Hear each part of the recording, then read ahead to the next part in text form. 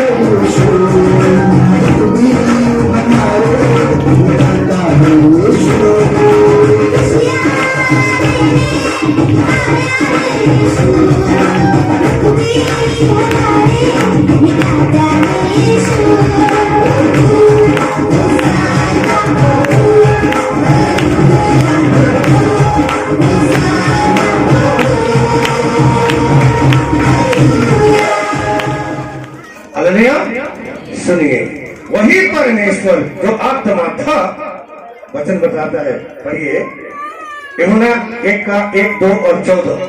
आदि में वचन था, सुनिए, आदि में वचन था और वचन परमेश्वर के साथ वचन था, वचन किसके साथ था? वचन परमेश्वर के साथ था और वचन परमेश्वर था। वचन परमेश्वर था। यही आदि में परमेश्वर के साथ यही था। आदि में परमेश्वर के संग था।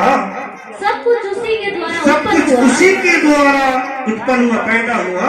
और जो कुछ उत्पन्न हुआ और है, सब कुछ संसार में अब पैदा हुआ जो देखे हैं, उसमें से कोई भी वस्तु उसमें उसके से बिना कोई उत्पन्न नहीं भी हुई। उसके बिना उत्पन्न नहीं हुआ।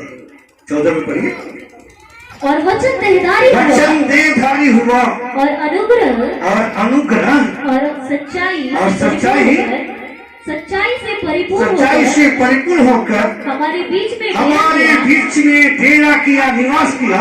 और हमने उसकी हमने ऐसी महिमा उसकी देखी, ऐसी महिमा देखी जैसे पिता की जैसे इकलौती पिता की एक लौते की महिमा। हालेलुया। जैसे मैंने आपसे बताया, परमेश्वर को जन्म नहीं होता। सुनिए ध्यान से, यहाँ पर लिखा है, जो परमेश्वर वचन है, परमेश्वर आत्मा है, वो वचन के द्वारा, परमेश्वर के द्वारा सब कुछ संसार बना है। लेकिन जो कुछ इस संसार में आप देख रहे हैं, ये सूरज, चंद्रमा, ये पेड़ पौधे, चिट्टी से लेकर सारा जीव जानवर, सबको परमेश्वर ने बनाया, इसलिए वो सबका बाप है। हालेलुया। परम पिता को सबका बाप है। लिखा है, उसके बिना कुछ नहीं है जो नहीं बना। हमको, आपको, संसार को, इस सृष्टि जो भी देख रहे हैं, चंद्रमा, सूरज, एक आकाश, पृथ्वी, पहाड़, पठार, ये नाला, नली, जानवर, भेड़, बकरी, पक्षी, ये सब कुछ को बनाने वाला परमेश्वर। लिखा है, वो परमेश्वर देह धारण किया, जन्म नहीं हुआ। क्या हुआ? देह धारण करने का मतलब देह को पहन लेना। हालेलुया। हालेलुया। क्या करना? पहनना, उसको देह धारण बोलते हैं। उसी प्रकार से परमेश्वर जो आत्मा था, उसने मनुष्य का शरीर पहन लिया, देह धारण किया। देह धारण करने के लिए बहुत सारा कारण है। देह धारण हुआ, जन्म नहीं हुआ। हालेलुया। देह को उसने क्या कर लिया? पहन लिया। किसके द्वारा? मत्ती 1:21। मत्ती 1:21 सुनिए, वह पुत्र जनेगी, तो पुत्र जनेगी और उसका नाम यीशु रखना, और उसका नाम यीशु रखना। क्योंकि वह अपने लोगों को सुनिए, यीशु का नाम का मतलब होता है, वो अपने लोगों को उनके पापों से उद्धार करेगा। दूसरा पढ़ेगा 22 में।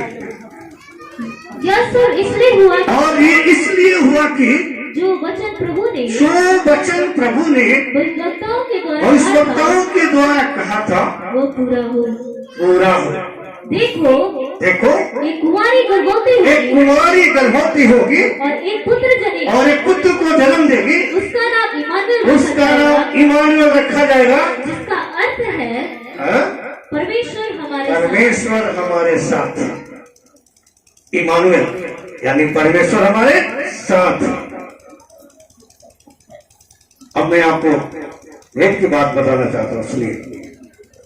इस संसार में जो भी पैदा होते हैं, किधर से आते हैं? माता पिता के रज बीज के द्वारा पैदा होते हैं। शुक्राणु, अंडकोश, ये सब आपस में पति का जब अंडकोश और शुक्राणु मिलते हैं साथ, तो एक बच्चे का जन्म होता है।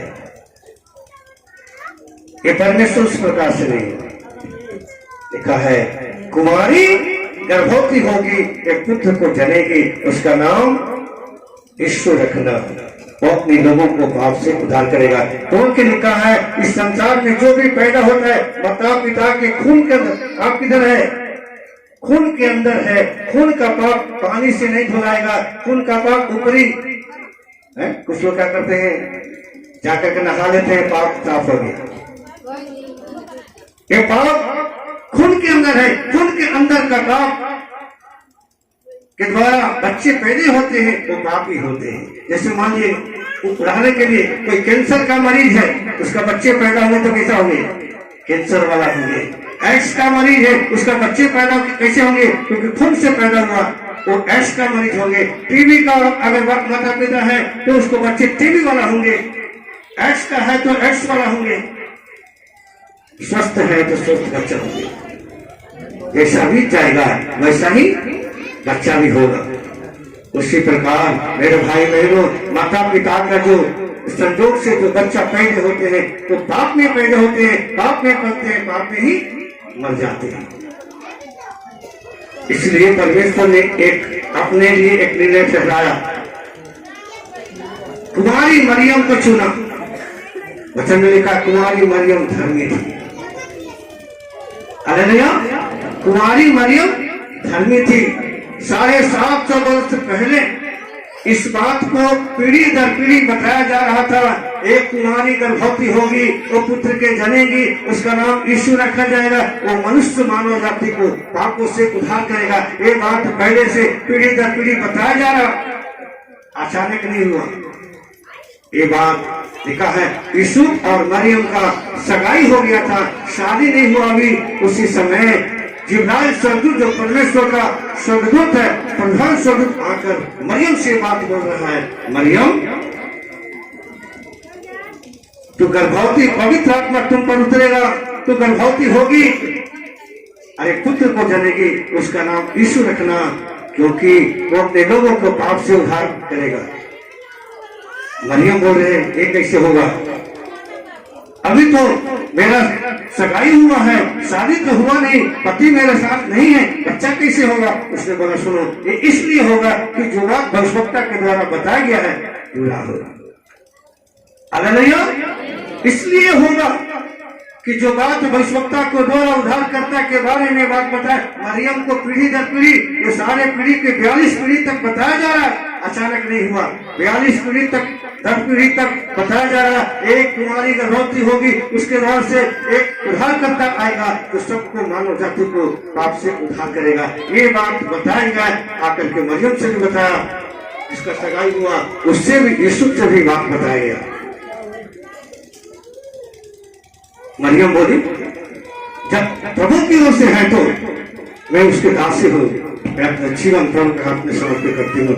लिखा है पवित्र आत्मा उसके ऊपर उतरा, हवा के समान एक उसके ऊपर एक शक्ति आया, उसके पेट के अंदर गर्भधारण हो गया।